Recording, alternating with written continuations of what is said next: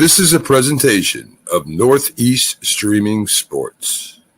Here at Tobacco Road Sports Radio, we ask the tough questions. Hey, you got any left-handed footballs? We're never afraid to tell you how we feel. Come on, we look like the damn bad news bears. We'll debate sports. We'll debate anything. Man, you lying. You ain't never met Martin Luther King. Knocked the wind out of me. Yes, he did. No, he didn't. Yes, he did. No, he did not. No matter what, Tobacco Road Sports Radio has you covered. I'm going to come right back at him. Soldier. You're listening to Tobacco Road Sports Radio.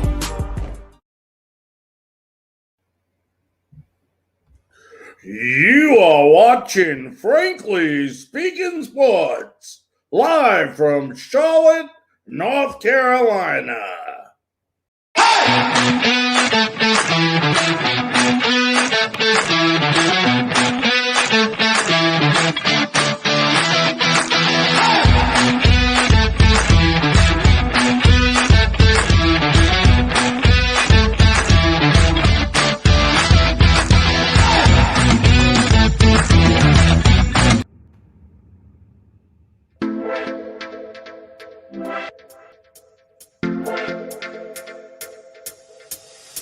Good evening, ladies and gentlemen, and welcome to another episode of Frankly Speaking Sports. I'm your host, Larry Frank, and what a great show we have for you this evening. As soon as I turn this music off. We have an unbelievable show for you tonight. Boy, oh boy, do we have a dynamic duo. We talk about great interviews and great things going on tonight on this show. First, we're going to talk a little bit about Super Bowl prices. We'll go into some ACC basketball. The trade deadline in the NBA is coming up here Thursday night. And believe me, folks, we got much more. And that begins in about 15 minutes with former Texas Ranger, Boston Red Sox, New York Mets manager, and former Major League player Bobby Valentine will be joining us live. That's right, Bobby Valentine. Then after Bobby, we're going to talk some NFL and college football news with Michael Rochman, the NFL college football and NFL draft analyst for OB Wire, Landry Football, and Lindis Sporting Magazine. So we got a lot and lots to talk about. And we're going to get started right away here, folks, for the sake of time. Like I said, we got a lot to get into. And, the first thing I want to go ahead and, first of all, remind everybody is we have a comment section here. It doesn't matter if you're listening on Twitter, Northeast Streaming Sports, Sports Wire, whatever you're listening on, you can leave a comment and we will get it in our comment section and we will talk about that comment as soon as possible and try to answer your questions or even talk about the comment that you may have. So please don't be shy. Don't be scared. Leave a comment.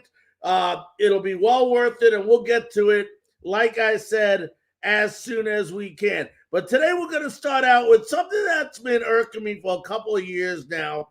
And, a lot of people have been talking about it, and I really want to get into it because it's really an issue with me.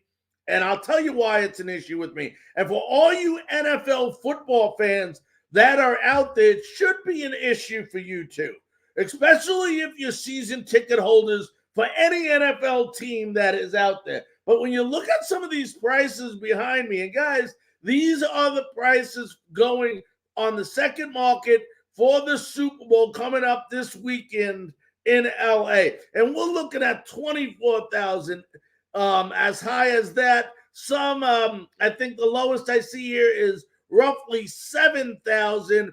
And there might be a few, maybe there's a 6,700, but nothing less than that. And when you think about it, it's ludicrous. It's crazy. And more importantly, folks, it is wrong. It is wrong for the average NFL fan. And everybody knows the average NFL fan is, middle income families in the United States of America.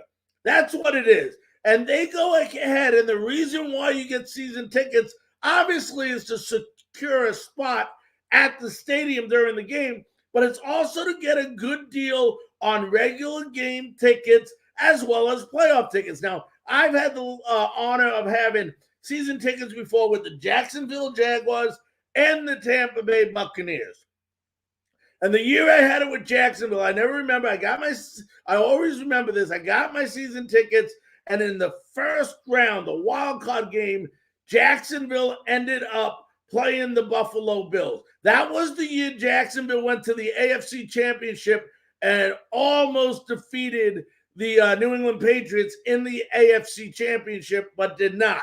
But nevertheless, folks, the great thing about it is they give you deals. So in other words, when there's tickets for playoffs, they'll give you the ticket instead of charging you $500, $600, $700. These NFL teams will give you the tickets for like $100, which is not terrible because usually the value of a season ticket, if you look on the back of it, well, you can't look on the back of it now since it's all done electronically, but it's about $80 the value of those tickets when you buy a season ticket.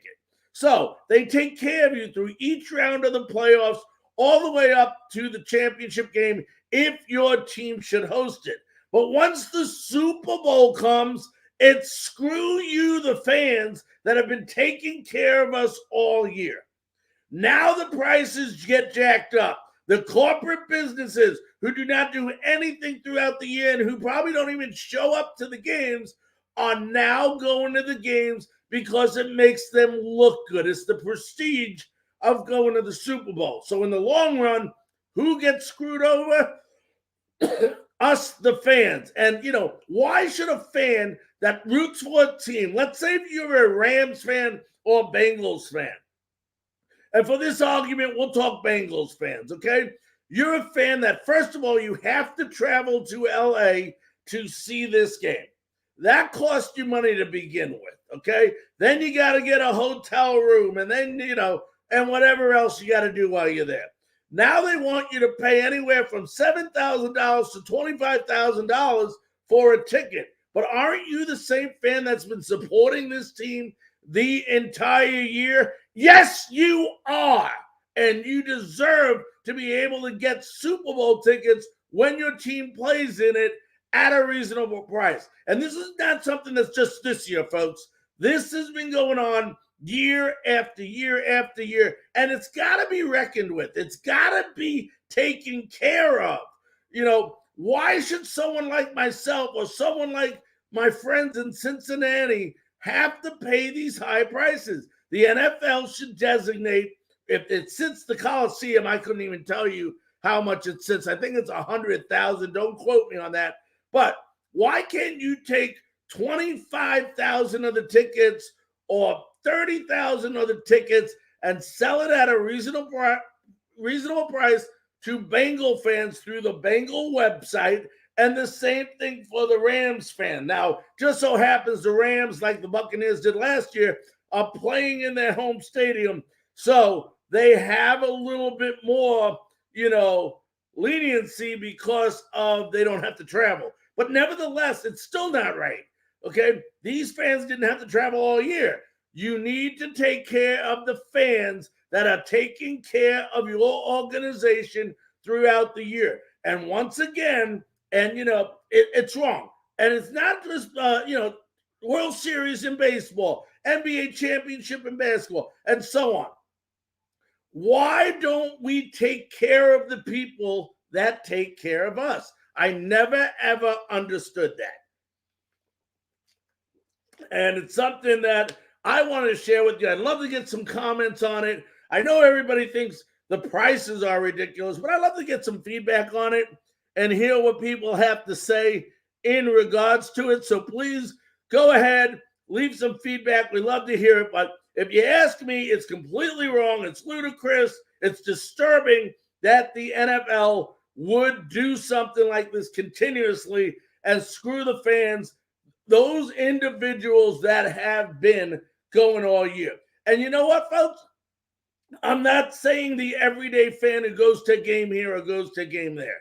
I'm talking about your season ticket holders, The ones that come out to every single game and support you, not just with the ticket, but with the concessions and the merchandise they purchase throughout the year. I don't have any other way to say it, folks. It is wrong. It is wrong. And it is wrong. Now, we're going to go ahead and move on. And, in basketball, real quickly, let me see if we can get to some real quick update on some ACC news. I'm going to see if all right, we don't have it now. We'll just go to this then. But an ACC basketball tonight, real quickly, everybody knows that Duke lost to Virginia. Huge upset last night. They lost by a point. And we're not going to go over that game. But the game I want to talk about is the game that just ended. North Carolina won 79-77 this evening. 79-77 versus Clemson. And what a difference a game makes. The reason why, and we said it yesterday here on the show, that North Carolina Tar Heels lost to Duke was because Barcott got 2 quick fouls and he was out of the game. What does he do this game? Completely different game plan, completely different result as Amanda Barcott, 24 points, 10 rebounds. Oh, baby, guess what? R.J. Davis also shows up tonight with 16 points. The Tar Heels shot 50% from the field, folks.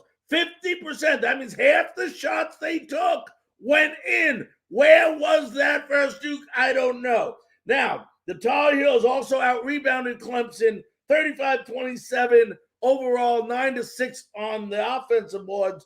But give Clemson credit for hanging tough. Clemson is considered one of the best shooting teams, actually is the best shooting team in the ACC, and they showed it tonight. P.J. Hall, 24 points, 3 assists, 3 rebounds. But the amazing thing that kept Clemson in this game, and we talk about it, it's so sickening. And I know me and Chuck Everson last night on the show, when we had the great Chuck Everson, former Villanova player and host of the Big East Rewind on with us, we talked about the importance of making free throws. It seems like people don't make it. It's a free shot, like Chuck said. Yet, Clemson comes in this game, takes 21 free throw shots, makes 19 of them for 90.5% shooting at the free throw line. And, that kept them in the game. It kept them in the game, but after everything said and done, North Carolina wins 79-77. Ladies and gentlemen, we are a couple minutes away from having Bobby Valentine on with us, and we want to go ahead, and before we go to break here, we want to announce some very, very, very sad news in Major League Baseball today. If you haven't heard, you might have been busy, but Gerald Williams, known very well for playing with the New York Yankees, played with a couple other teams. I think the Mets. I know he played with the Rays, might have played with the Braves as well. He passed away from cancer at the age of 55 today. 55 years old. He played 14 seasons in Major League Baseball. He ended up with a .255 career batting average, 85 home runs, 365 RBIs, and 106 stolen bases. And I'll tell you what, this guy is going to be surely missed. Ori's had a smile on his face, and we want to definitely send out our condolences and prayers to the family of Gerald Williams, the Yankee family as well, and all those people that were close to Gerald. We want to go ahead and definitely go ahead and, send those prayers out. As we will now go to, as I'm trying to fix a couple of things up here, folks. So once again, we are so sorry to hear about Gerald Williams, and we'll be back, folks, right after this.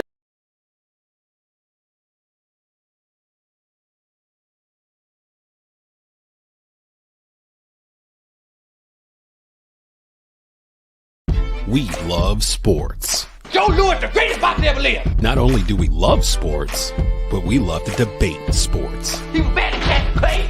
He bad in Sugar Ray. He bad in that. Who that? The new boy has Mike Tyson. Look like a bulldog. He bad at him too. He done whip Mike Tyson there. He whip all their ass. For the best sports analysis in the triad. What about Rocky Marciano? In-depth local coverage of your favorite schools and teams. Let me tell you something wonderful. Rocky Marciano was good, but compared to Joe Lewis, Rocky Marciano ain't. And of course, the best sports debate in the triad. Beat Joe Lewis's ass. Welcome to Tobacco Road Sports Radio. Joe Lewis was 75 years old when he fought. You're welcome. I don't know how old he was, but got it ass whooped.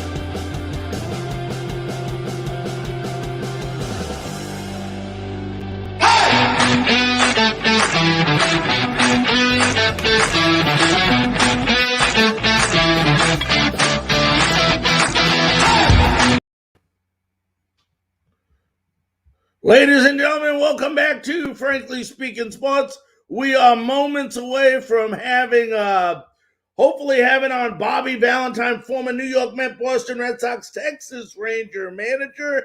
And then following that, we're going to go ahead and have on Michael Rochman, the NFL college football and NFL draft analyst. So we'll have him on. So we got a fun-full next 45 minutes here on the show. So we're hoping very soon, that Bobby will be on. I talked to Bobby, and he said he will be on. He's going out to dinner. So hopefully he should be back shortly, and we will have him back on with us. But while we're waiting for Bobby, we mentioned the trade deadline in the NBA. And the trade deadline is coming up, and, everybody's wondering, what is the Charlotte Hornets going to be doing?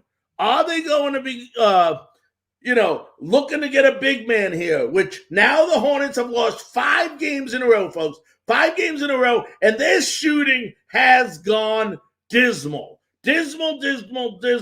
They're only hitting right now 27% from the three-point line in their last 5 games, and it's a slump. Everybody's flipping out. Everybody's freaking out. What's wrong with this team? Well, it's not that something's wrong necessarily with this team. It's just like any other sport. In baseball, you go in a hitting slump. If you're a field goal kicker or something, in football, you go in a slump sometimes. It just so happens that everybody on this Charlotte Hornets team seems to have gone in a slump together. And it's raising a lot of questions. It's causing some adversity, even though James Borrego says it's not. But at the end of the day, it's definitely causing some heartache on this team. You have a kid named James Bouknight who is going to be a star in this league that right now is getting no playing time. So you got to ask the question, with 2 days left, Thursday is the end of the trade deadline.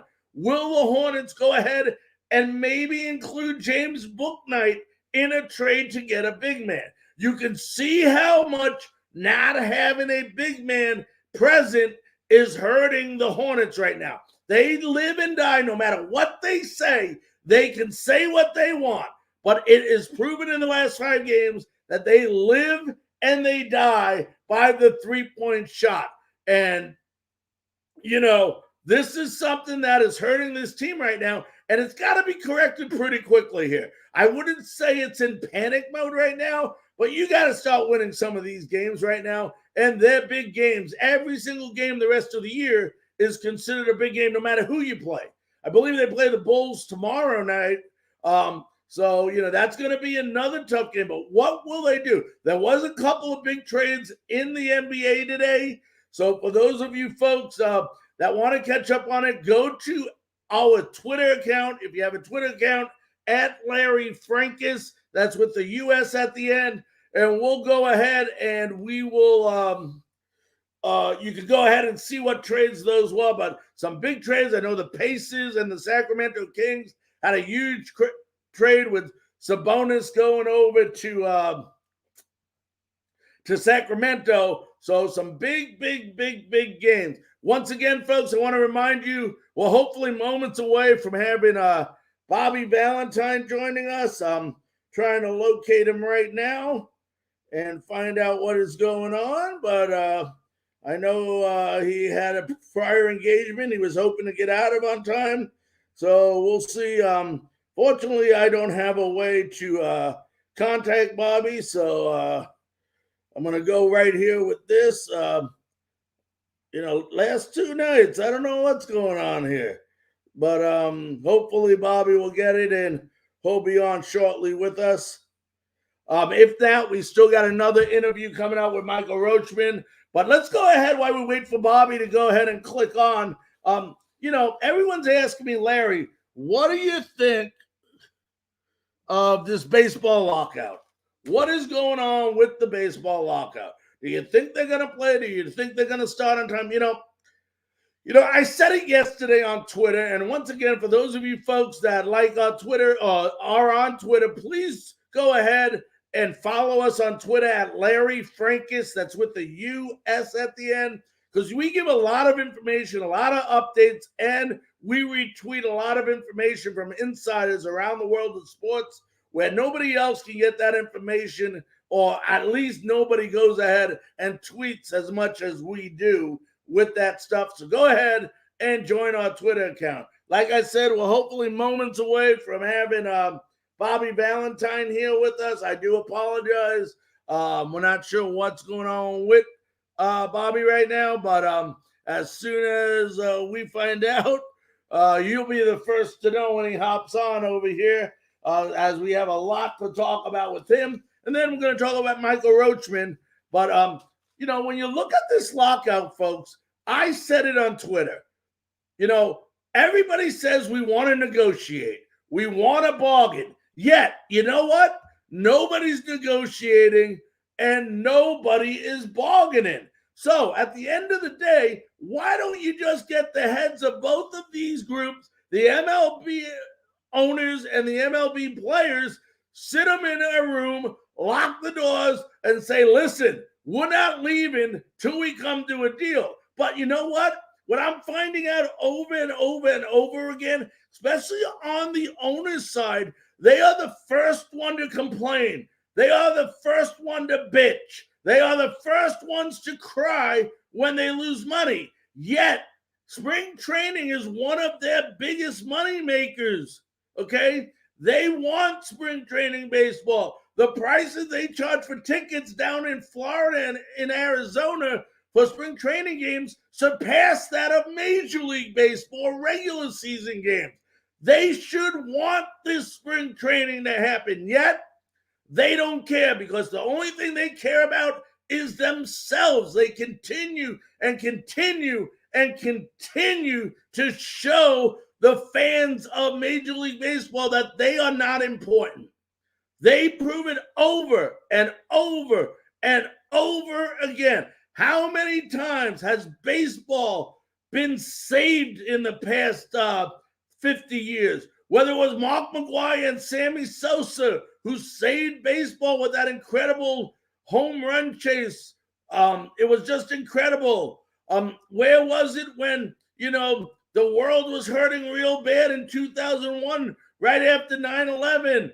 It was baseball that allowed some of us to at least take a deep breath and have a couple of hours of not thinking of anything but baseball. Baseball is supposed to be the American game that continues to help us and supposed to lead the way. Yet, over and over and over again, they prove they are not.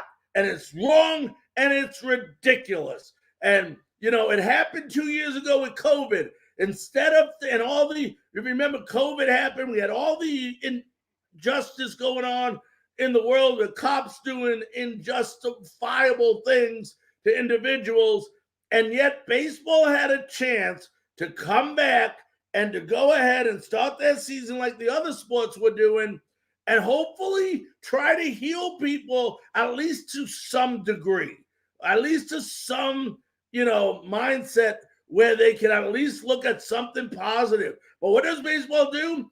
They go ahead and they have to, at the worst time, people are dying, people are getting beat up, people are getting hurt, and baseball is thinking of themselves. In a season where they wasn't even supposed to have a bargaining agreement, they had to make it more about the mighty dollar rather than what is right and what is wrong. And part of that is due to the fact that I don't care if you believe me or not believe me, but everybody knows that I just give my opinion. And we have the worst leadership in Major League Baseball than we have ever had in the existence of Major League Baseball. Robert Manfred could not, I don't even want to get into it, how bad of a commissioner this guy is. He doesn't want to make decisions. He doesn't like conflict. He is not the right guy to have in this position. So, those are my thoughts on Robert Manfred. I'd love to get other people's opinion. I don't think he has enough kahunas to make this thing happen. He says this Thursday he's going to go ahead and he's going to come on or go out there and make a press conference and let us know what's going on. We don't need his ugly-looking puss to come on the airwaves, to come on TV, to tell us nothing is being done. Right now, nothing is being done. As long as those players are not reporting pitches and catches next week, then nothing has been done. Progress. There is no progress until the players are back on the field. And over and over and over again, Major League Baseball is saying, we don't have to worry. Our fans will come back. Our fans will come back. You know what I say you do, folks? And I know it sounds wrong, sounds ludicrous, it sounds crazy. For every day Major League Baseball is locked out from the start of spring training, you count those games. You count those days. If it's 5 days till they get to fix it, or 10 days, those five games or first 10 games, fans don't go to show the owners the importance of having fans in the stands. That you got to make some kind of mark here. Fans have to do something to show the injustice that is being done in Major League Baseball. And right now, the fans have their hands tied. Some folks will say, that's it. I'm not following Major League Baseball anymore. Once again, they screwed us over. They went on strike. You know what? Those fans come back because a true baseball fan loves baseball and will always come back. And Major League Baseball knows that, folks. They know that, and they will continue to keep taking advantage of the situation because guess what? When they have bargaining agreements and you have the owners on one side and you have the MLB Players Association on the other, they don't talk about the fans. If you think they do, you're just being silly. Okay? They couldn't care one kahuna about us. All they care about is that they're making as much money in our pocket, and if it's $1 billion a year, it's not enough. If it's $1 million a year, it's not enough. They always want more, but never want to give. And that is the problem with ownership. They don't give back. They don't give back, and they don't give back. And, it's kind of like some of these contracts. I always tell people, you are not, when you sign a contract, you already played for that contract. Major League Baseball players, fans, if you do not understand it, let me explain. You are being signed on a team. For example, Freddie Freeman already played for his next salary. Okay? People are going to offer Freddie Freeman however much money to come play with him, or the Atlanta Braves are going to try to retain him based on the money he makes. Based on the performance that he's had the last year or two or three. Okay? No, the money does not guarantee that the player is going to have the same type of years he previously had. So remember that. You're playing for your next contract. Your next contract is given to you before you perform. Okay? So, it just bothers me, folks, and continues to bother me that we have to continue to be taken advantage. And I think it's about time fans get together and do something about it. I really do. I don't know what. I don't know, if, boycotting a couple games not going, but, I don't think every fan in America would be into that. But at the end of the day, something's got to give here, folks. And I don't know what it is, but let's just hope, folks. We got the Super Bowl coming up this weekend. Major League Baseball pitchers and catchers are supposed to report next week. Let's hope they're smarter than the average bear this year, and let's hope that they come to their senses and realize the importance of having this season start on time. Ladies and gentlemen, first of all, I know a lot of you are joining us right now expecting Bobby Valentine on with us. We are expecting him as well. We're not sure what happened. I know he had a meeting. He might have got delayed, so I don't want to sit here and promise you all that he definitely will be on. We'll try to find out what's going on. We have contacted him, but unfortunately has not responded back yet due to his meeting. But don't you worry, folks. We still have another guest coming up in about 10 minutes. We're going to have Michael Rochman, NFL, college football, and NFL draft analyst, will be joining us. Let's go ahead and take a break, and we'll be back, folks, right after this message.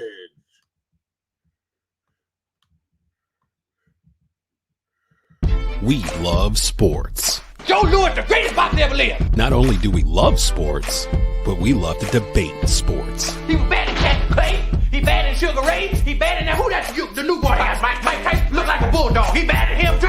He done whipped Mike Tyson there. He whipped all their ass. For the best sports analysis in the triad. What about Rocky Marciano? In-depth local coverage of your favorite schools and teams. Let me tell you something wonderful. Rocky Marciano was good, but compared to Joe Louis, Rocky Marciano ain't.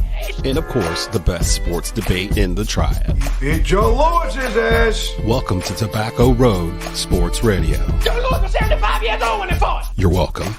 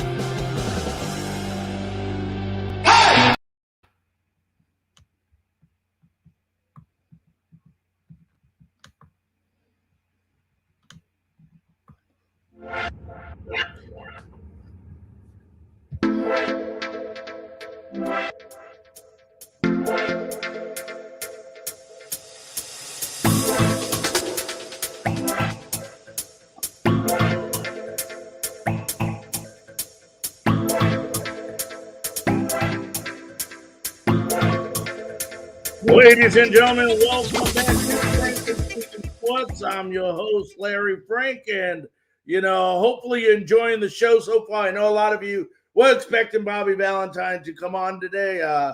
We were expecting him as well. Unfortunately, that has not happened yet. We were expecting him about 20 minutes ago, but unfortunately he has not come on, and we are doing about 10 minutes to have, like I said before the break, Michael Rochman, NFL college football and NFL draft analyst for OB Wire, Landry Football, and Linda's Sporting Mag will be joining us. So we're looking forward to that. And we're going to talk a lot. For those of you folks that are Panther fans, for those of you folks that are fans of some teams, we're going to ask him some questions on who the Panthers should pick, who might be available at number 6, who are the top quarterbacks in his opinion, and if any, are there any franchise quarterbacks in this upcoming draft? You know, does he feel anybody has the capability of being that guy? A Joey Burrows, you know, a Mac Jones. Does he feel anyone has? Also, we know 3 great offensive linemen that are going to go very quickly with Aquanu of North Carolina, Neal, I know, of Alabama, and then Cross, of course, is very high up on a lot of these individuals' radar. So we should see what happens there. We'll also find out, you know, the Senior Bowl was this weekend. How important is the Senior Bowl?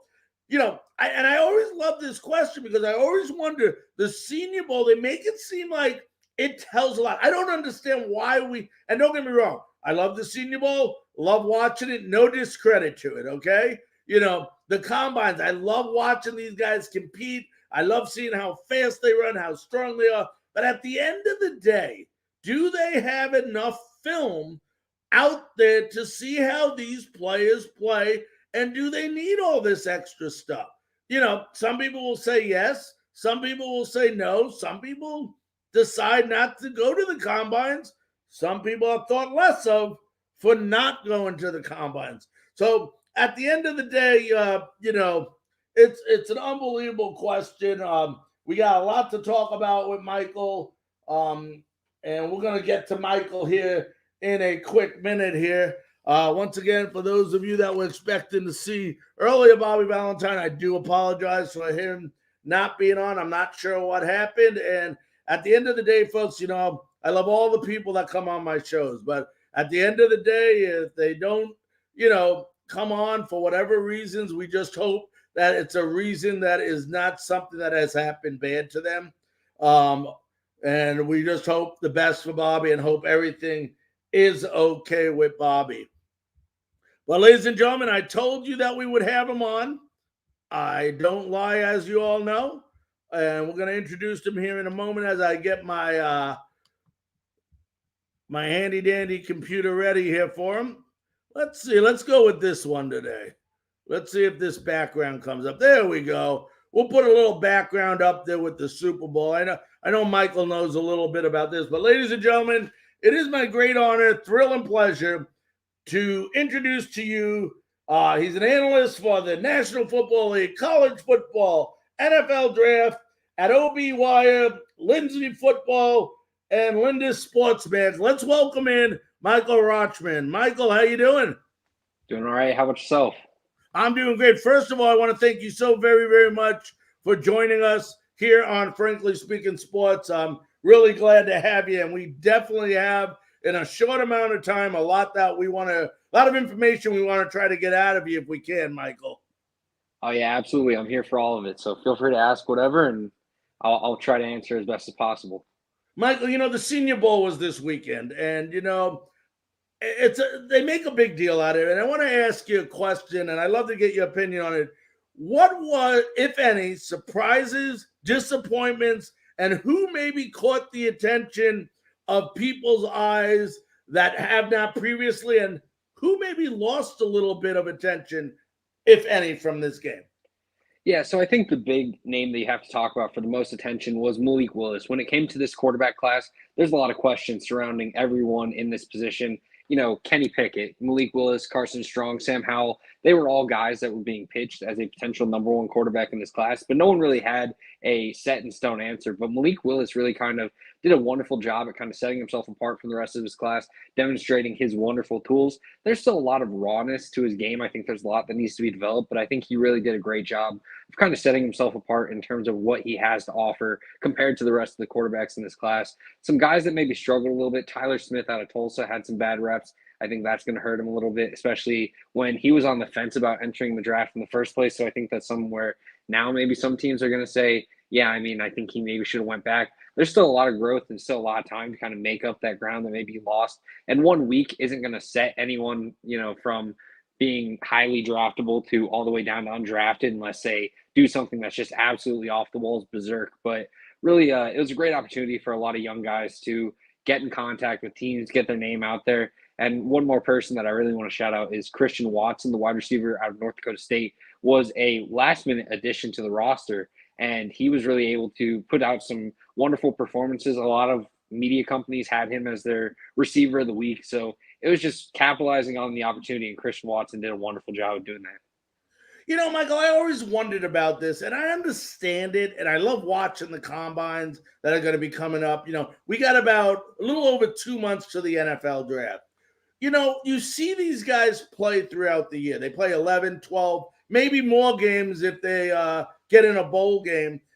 My question to you is, why do they need these combines? Do they need this Senior Bowl? Or could they go back and look at films of these guys and see the same thing that they would see at these other events?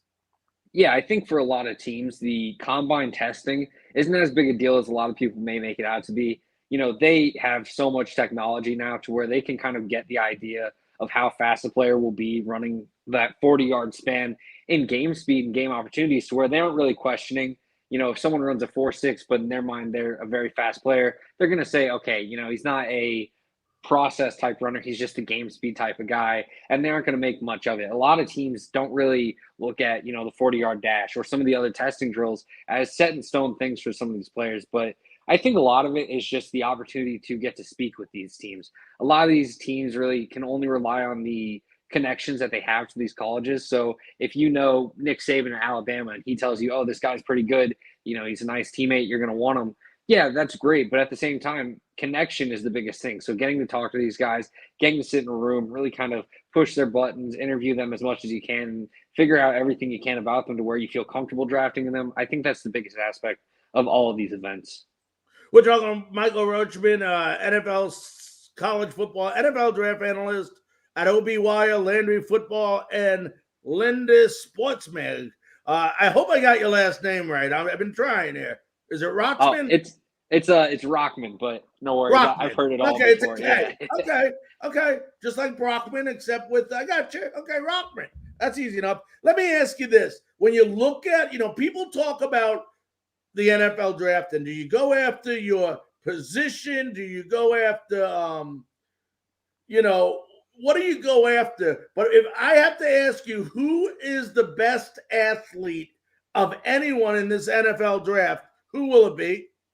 Yeah, so if I had to say just, I'm starting a complete overhaul of the team and I just need the best player available, that's Kyle Hamilton, the safety out of Notre Dame, 6'4", 220 pounds, can play single high, can drop down and play linebacker if you need him to, is a great tackler, offers tremendous range, plays some slot corner even for the Fighting Irish, so he can really do it all. I think the closest in terms of comparison for him at the NFL level is like a Harrison Smith for the Minnesota Vikings, someone that's been really the top of the position for so long in the NFL and for Minnesota. But really, I mean, when it comes to drafting, my ideal philosophy, if I were an NFL team, would be best value available. So maybe this isn't your biggest need on the board, but you don't want to draft someone that is at a position where you just drafted a rookie who just had an absolute stud year. So you're trying to find someone that will, A, be one of the top talents on your board, but also B, be able to step in and find a way to contribute, whether that's in year one or further down the road. So, there's some teams that will go strictly on need, and maybe it works out for them, but there's a lot of risk involved in that. But I think the best value on the board is how you should go about it. And, I think that's what a lot of the most successful teams are able to do in terms of their drafting strategy. Yeah, and for those of you tuning in, we're talking to Michael Rochman of the NFL College Football and NFL Draft Analyst. We're about 10 minutes away from having Bobby V on with us, so we got about 10 minutes. I know Bobby's waiting in the studio. We'll give him a few minutes to get caught up. I know he had a couple glasses of wine, I'm sure, with dinner here, so we'll give him a couple minutes here. Let me ask you this. There's over 3,400 people, Mike. 3,400, and I think you know where I'm going, in the transfer portal this year. How ridiculous is this transfer portal, or is it ridiculous? I think it's one of those situations where it's the new norm of college sports. And, there's certainly going to be some people who aren't happy with it because some of these guys are standing in a university for almost a year and then they're automatically heading out of there, maybe not even spending a full year there on campus. So, there is some weirdness to it, and it's going to definitely need to be some change. But at the same time, if a college athlete feels that they aren't happy where they're at, I'm all right giving a little leeway in that regard because, these are young adults that haven't really gotten to live a lot of their life, make a lot of decisions for themselves. So if they feel either A, it's a better opportunity elsewhere, B, they aren't happy somewhere, or just anything, I'm all right with it. I think it's something that can be embraced. I do understand that, there's a lot of chaos that comes with it. 3,000 people in the transfer portal just creates some ultimate shifts in the college football world or any college sports. But at the same time, I think allowing a little bit of leeway, allowing for these young kids to kind of have their mistakes and kind of grow from it or make their new choices and, make some choices that kind of make them have to be responsible in that regard, I think is a nice aspect of it. I know that on the other side before, when there was players that maybe had a family member that was terminally ill and they tried to get back home, and the NCAA would say, well, you have to follow the transfer rules, so you can't play for a year. And then, there were some deaths in the family in that process. So it's stuff like that makes it to where this new transfer portal, I do like it. I know that there is some negative to it, and there's some people that don't like the idea of it at all, but I think it's something that, regardless of your feeling on it, it is going to be the new norm of college sports. And I'm excited to see what happens with it as the years go on. Mike, in this draft, we're 2 months away, like I said, one guy in both positions, who is the best quarterback, in your opinion, and who is the best lineman? Now, I know we got several linemen bunched up together, offensive linemen in the tackle position that are just tremendous. But you have to go for one in each case to build your team, which quarterback and which offensive lineman. Sorry about my phone going off here, but for my QB, I would have to go with Malik Willis. I think when you're looking at the top quarterbacks in the NFL right now, you look at guys like Patrick Mahomes, Josh Allen. They came into the league regarded as extremely raw in terms of just how much polish they had as players, and it was all about the tools. So with Malik Willis, I think he offers all those similar tools. Maybe he isn't exactly what you want in terms of the polish and day one impact, but with the mobility that we've been able to see from him, with the upside that he offers and the mix of just athleticism and pure arm strength, I think he's capable of accomplishing great things at the quarterback spot. On the offensive line, there's guys like Ike Mekwonu, guys like Kenyon Green, guys like Evan Neal. There's so much potential there, but I think I would go with Evan Neal. The combination of athleticism, size, the Alabama background, it all plays into it. But really, I just think that he's the safest bet to play on one of the bookend tackle spots. He offers tremendous athleticism and movement skills. He needs to work on his balance, just get a little bit of technique better. But I think right now, in terms of what's easily fixable with NFL coaching, he seems to offer the highest projection and probably the safest upside as well. You're the Carolina Panthers. You got the 6th pick in the NFL draft. A lot of people from Carolina here that listen to us, a lot of people from Connecticut, and a lot of people from Massachusetts, where I grew up in New York and Massachusetts, listening to us. The Panthers, number 6. Who do they go for? You know this team. They need help on the line. They need help at a quarterback. Are they better off getting that offensive lineman and going with a veteran quarterback? Or is Malik Willis, if available, which I don't quite think he will be, at number 6, is he the franchise quarterback you go after? Yeah, so if I were the Carolina Panthers in a vacuum, I think I'd probably try to build up on the offensive line, make it a lot easier for whenever I do choose to bring in a quarterback for their job to kind of be easier to develop along. But I think for Matt Rule, he's in a situation where he's feeling the heat on his seat right now. So there's a little bit of question. He's trying to save his career. So I think he is going to probably push the issue, go for his favorite quarterback, whether that's Willis. There's been a lot of rumors about him being in love with Kenny Pickett out of Pittsburgh. So I think it's probably going to be one of those two that end up being the selection there. I know there's a lot of Panther fans that probably would love to see Sam Howell just because he's from North Carolina, keep the local kid local.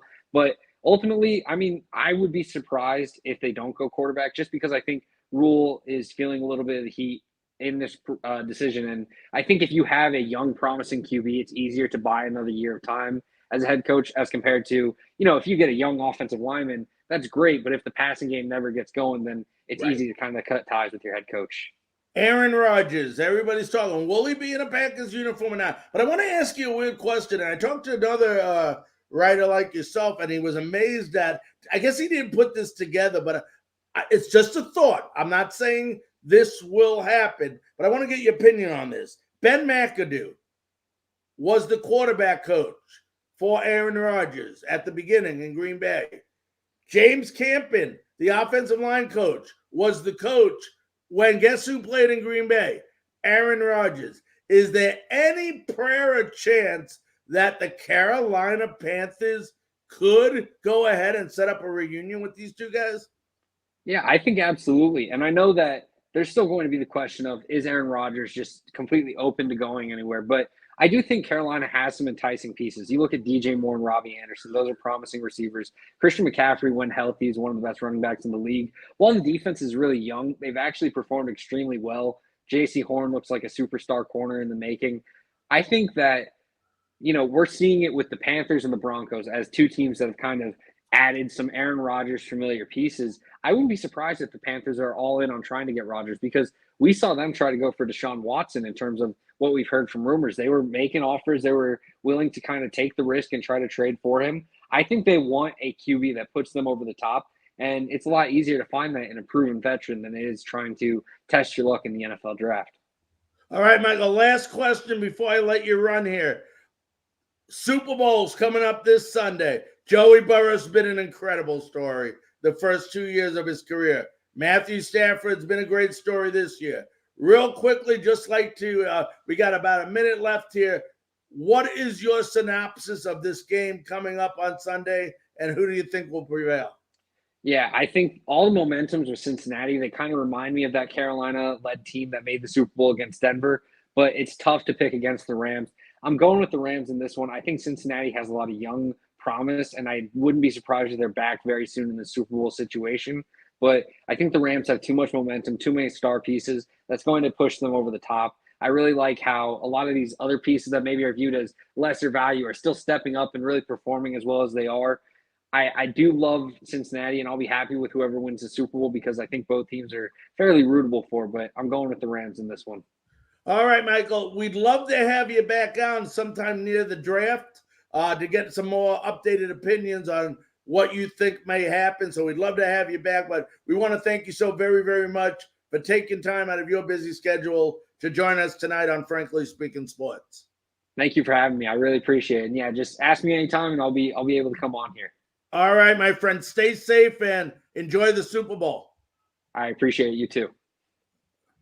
All righty. That was Michael Rochman, NFL college football and NFL draft analyst. We're going to take a quick 15-second station break. When we come back, you know him as Bobby V. He'll be joining us live here on Frankly Speaking Sports.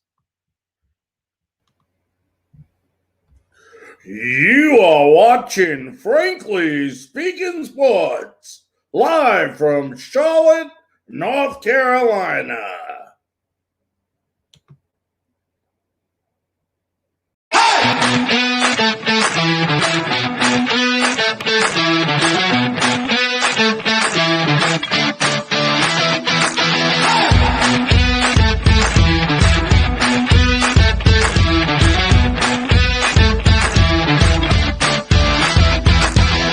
All right, ladies and gentlemen, welcome back to Frankly Speaking Sports. I'm your host, Larry Frank, and it is my great honor, thrill, and pleasure to introduce to you, live in the Frankly biggest sports studio via satellite. We have Bobby Valentine. Bobby, how you doing tonight, buddy? Hey, Larry. Good to be with you. I'm doing fine. Thank you. Bobby, I've been looking forward to this. I grew up, believe it or not, I was a Bobby Valentine fan. 1977, I still got a picture in my photo album of you with the New York Mets back then. So I want to thank you very, very much. And of course, great manager as well. But, we were talking before you came on, right before we had Michael on, about the lockout that's going on in Major League Baseball. And you've been through a couple of them. I know as a player, as a coach before.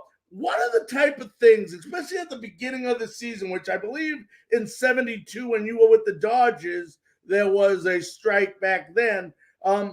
What would, first of all, as a player, how do you keep things in perspective, not knowing what's going on? And as a manager, what do you tell your players?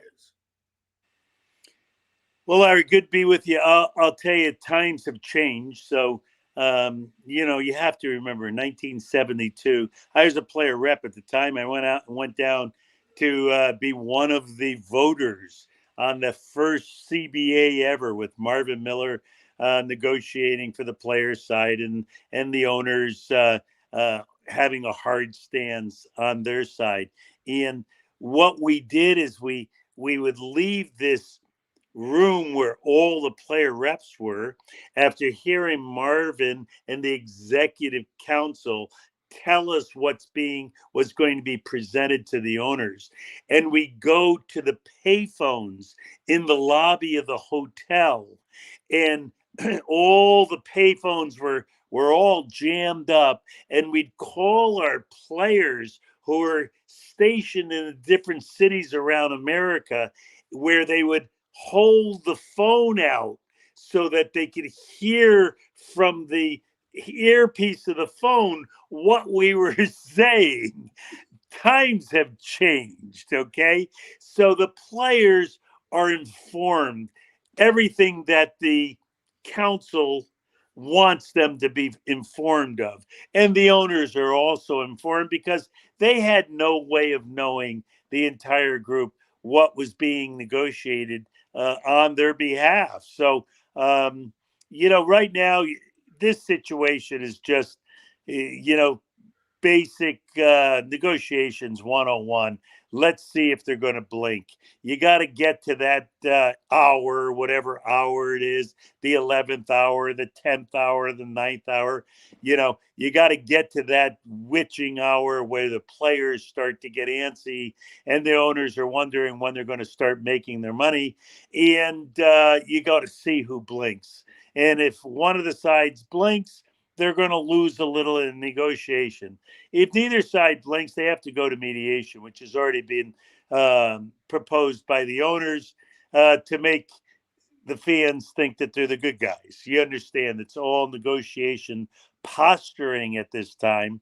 And I think we're going to have a full season. I think there's going to be an agreement.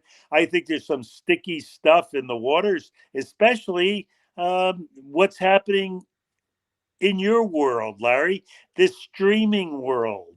Is the streaming revenue 5 years from now going to be the same as the network and cable revenues? Because that's how people are going to be watching games 5 years from now. It's not going to be in the bundles that they get with their cable, and it's not going to be on the network televisions. So that's a little roll of the dice. The owners are hoping they're going to make more money. The players are hoping they're going to get a larger percent of more money, but you really don't know what that number is right now. So I think that's one of the quagmires that they're stuck in. Now, Bobby, they did not give a good taste in the fans' perspective during the whole COVID situation a couple of years ago. And I know this from just the past. We all, as baseball fans, say, if they do this again, we're not going to come back. We always come back because we're baseball fans, and we'll always be baseball fans. But how damaging, if at all, could this be if there is a lockout to start the season? Well, I think baseball has shot themselves in the foot a number of times in the past decade. And I don't know how many feet you have left. to shoot. So this has got to be handled properly. This cannot be thrown at fans in a negative perspective because we're in the building mode. We're not in the hold on mode. Years ago it was, let's just keep what we have. Let's hold on to what we have and we're going to be fine. Or even in some of the eras, it's been, let's continue to build on what we have. We're on a slippery slope here. Baseball has not been gaining the popularity that they need to be gaining. And they can't make a mistake at this time of the year, after 2 years of COVID, to have the fans think that they're anything but the number one priority in this whole situation. Bobby, back in before 1969, when you were in the minor leagues, you had a great minor league career, but you had the ability and the honor of playing with one of I think, the greatest LA Dodgers managers of all time in Tommy Lasorda. I know you guys became real close from that time till he passed away. Talk about your relationship with Tommy and what he meant to you. I'm sorry, Larry. Yeah, I signed in '68. Tommy Lasorda is my rookie league manager. My goodness. He wasn't the Hall of Fame manager then. He was the rookie league manager. I was the number one draft choice. I was Italian and he was Italian. We had a bond. And if he didn't understand that he was on the trajectory, even though he's on the bottommost level of professional baseball, he was in rookie ball in 1968 for his third consecutive year, that he believed so much in himself that he thought he was going to rise above, and he did, because he was different than everyone else. What sells in America, what wins in America is that if you're first, if you're different, or if you're best. And Tommy had two of those things going for him. He was hardly ever the first, but he was always different, and he was always the best. And when I say the best, he never got credit for his ability to manage people, for his ability to manage the game of baseball, for his ability to adjust. He was the first manager to break away from the old style of managing. Do you know how hard it was to be that pioneer, that you weren't going to be the militaristic, my way or the highway? I don't care what your name is. I don't care what you're doing. You're going to do what I tell you to do and nothing else. Tommy Lasorda learned people's middle names. He learned the high school or college that they came from. He learned the wife's name, the parents' names, the kids' names. He created an entire different paradigm of it. It was, listen to what I know, and then you'll learn something. And he changed that paradigm to saying, hey, I know. You don't care what I know until you know that I care. And when his players understood that he cared, there were walls that they were willing to run through, and that differentiated him from everyone else. And, another great name that you had the opportunity to play with and manage with was Nolan Ryan. You played center field, I think, in his first no-hitter that he ever had. And then I know you managed his last two with the Rangers. How dominant was Nolan Ryan, and how does he rank among – you've seen a lot of pitchers in your time, Bobby. How would you rank him? Well, this afternoon I was riding in the car, and I called my old teammate and my old pitching coach, Charlie Huff, who still works for the Los Angeles Dodgers, has been with the Dodgers since 1966, is still a minor league instructor. And, of course, he and Nolan pitched on the same staff that I had the honor of managing back in Texas in the mid to late 80s. And Charlie put it succinctly. He said, no one understands how that guy did what he did. He worked harder than anybody else. He threw more pitches than anyone else. He was more competitive than anyone else who ever played the game. When he went out, it was a whole different boxing match. There were different rules. There was no limit on the time that the round was going to last. He was going to be standing at the end, and he was just incredible. If he ever, managing him, I remember saying, "Hey, Nolan, wouldn't it be cool if you got someone out on the first pitch?" Because, I played with him when he threw 236 pitches in a game, where he struck out 19 and we walked 16. He pitched 13 complete innings in a 4-man rotation and got a no decision. Okay. I said, would it be cool if you got a guy out on one pitch? And he said, how the hell do you strike a guy out on one pitch? Huh? So he was just in it, for the competition. He wanted the trophy in every competition, and the strikeout was how he claimed the trophy. He really was different. His 5,000 strikeout, Larry, for whatever it was worth. It was at the old Arlington Stadium. He was pitching against the Oakland A's. He had 4,997 strikeouts going into the game. He needed 3 more for 5,000. Okay.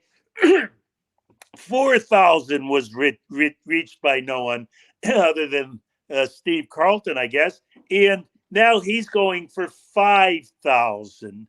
And Ricky Henderson happens to come to the plate when the number flashing on the old scoreboard is 4,999. Huh? Holy cow. He's ready to get the 5,000.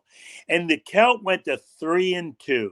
So now everyone in Arlington Stadium, the old 42,000 people, stood on their feet. They were applauding. The count was 3-2.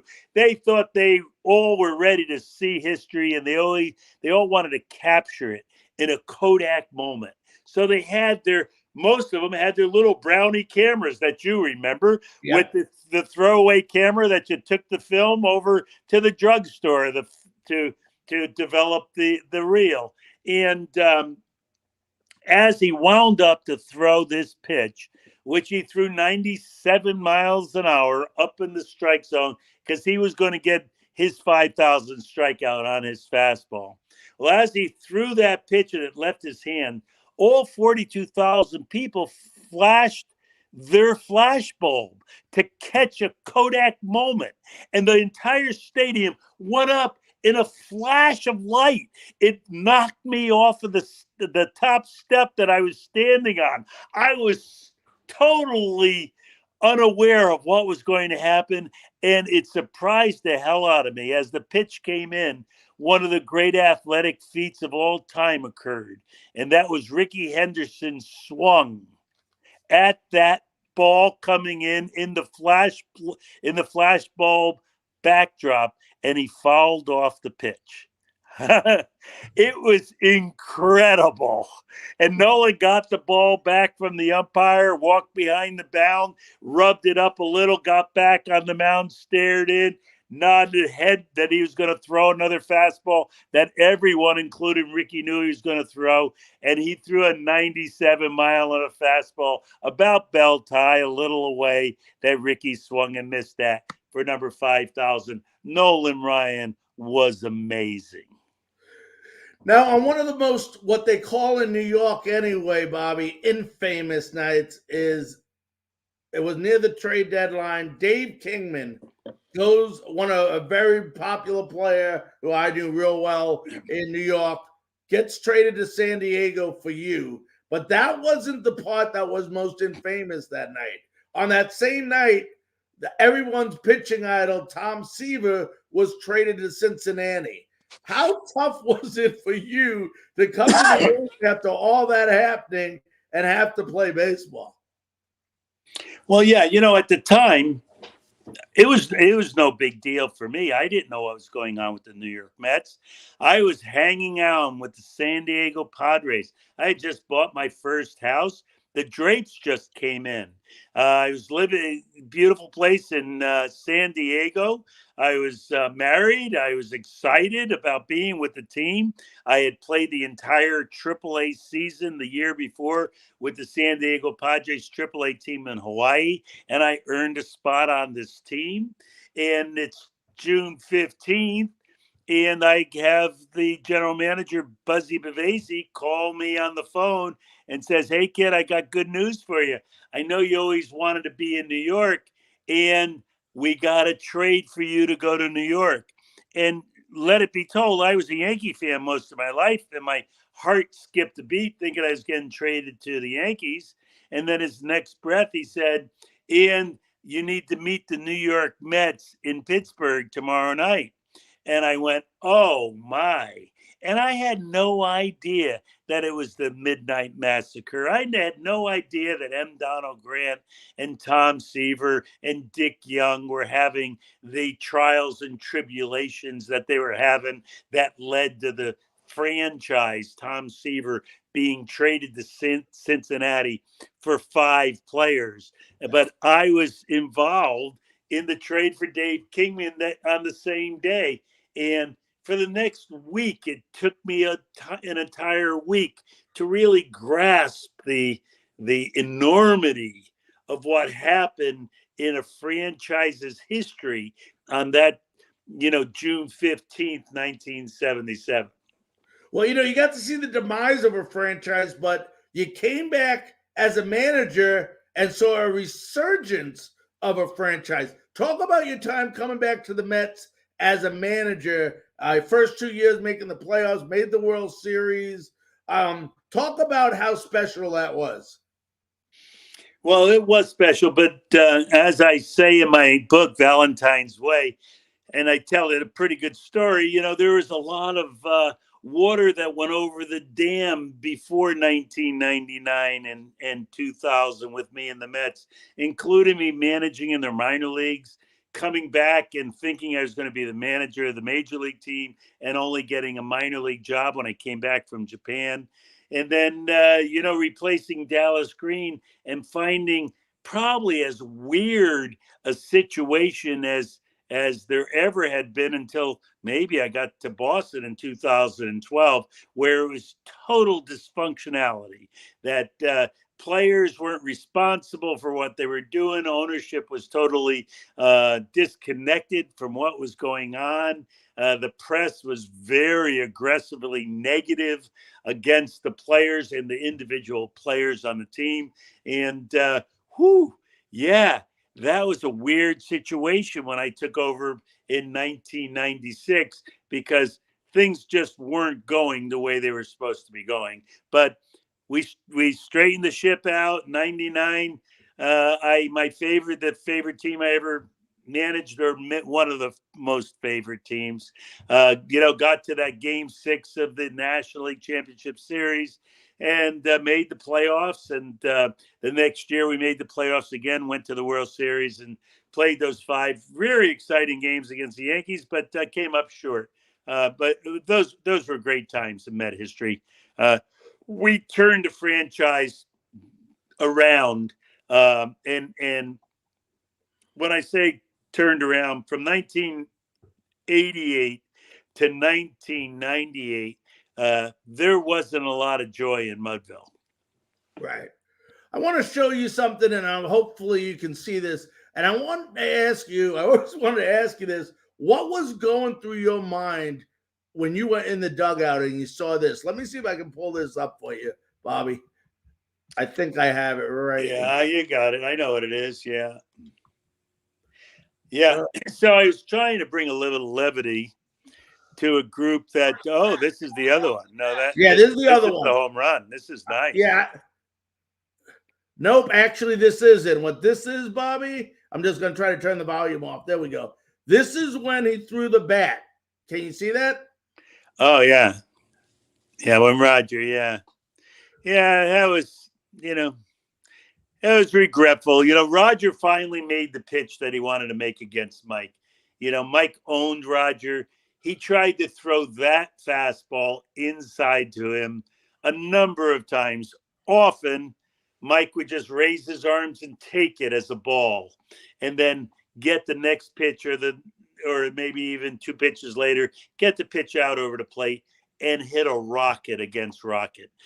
Mike owned him really until the prior game when Roger hit him in the head. Yeah. So now this is a World Series game, the first time they're meeting in a year, and Roger knows he can't hit him in the head this time, but he's got to make his pitch, and he does. He makes his pitch. It's first inning, breaks his bat in half, which he had all intention of doing in every at-bat. He wanted to do that against Mike. And, when the bat came back at him, it was almost like a celebration on his part that he broke the bat. And I think he was surprised that it was a bat that he was hurling in Mike's direction.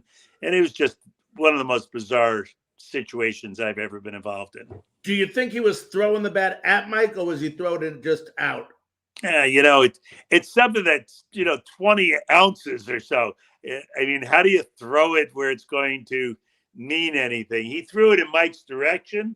He might have thrown it, I don't know, to hit him. Big deal if he did. It was, it wasn't going to do any damage. Mike knew it wasn't going to do any damage. Mike was as bewildered as anyone.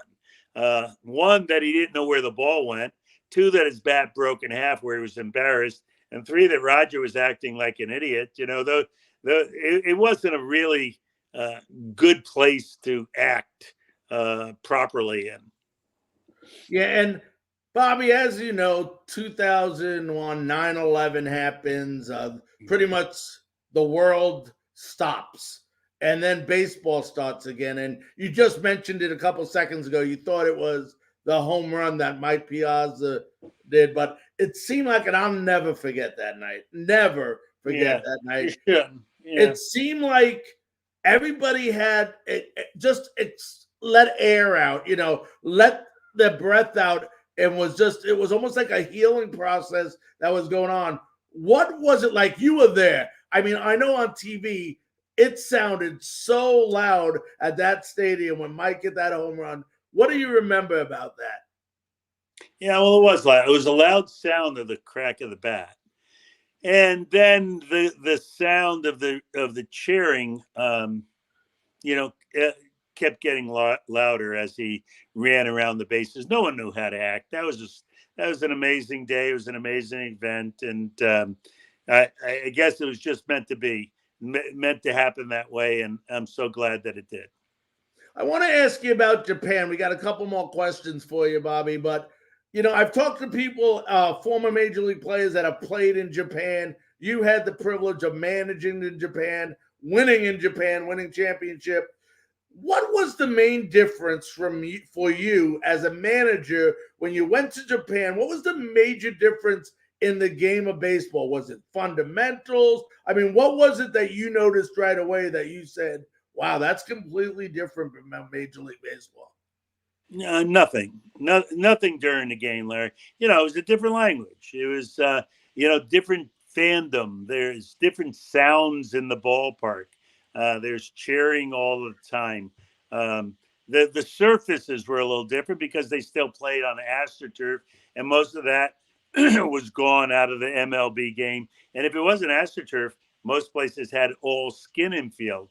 So that was different. But hell's bells, the game was exactly the same, except for on the scoreboard they put two strikes and three balls instead of three balls and two strikes. That the strikes always came first, and that the pitchers didn't throw at people's heads. That the pitchers enjoyed the competition, but never intended on giving anyone bodily injury during the competition. They always thought about winning the competition, but they understood that that hard ball being thrown 90 miles an hour plus, if it lands in the wrong spot, it can create injury, if not death, and they don't play that game.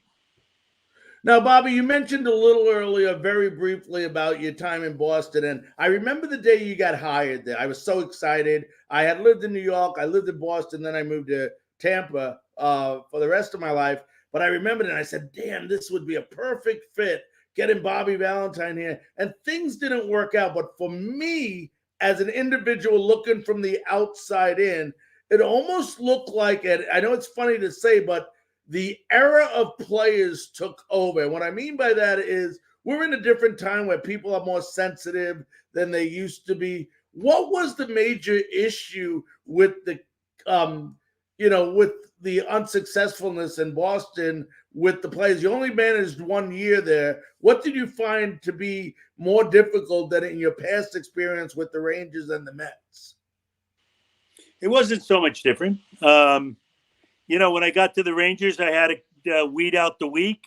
And at the beginning, everything wasn't successful. I got to the Mets, I had to weed out the weak. You had to change what wasn't working to get things that were working. And obviously, the reason I got hired is because, they were drinking beer and eating chicken. They had people that weren't talking to each other. They had, dissension between the front office and the clubhouse, and dissension in the clubhouse. So you had to weed out the weak and make those things better. And, that's what happened there. And, about 17 guys were gone the next year, and they wound up winning a World Series.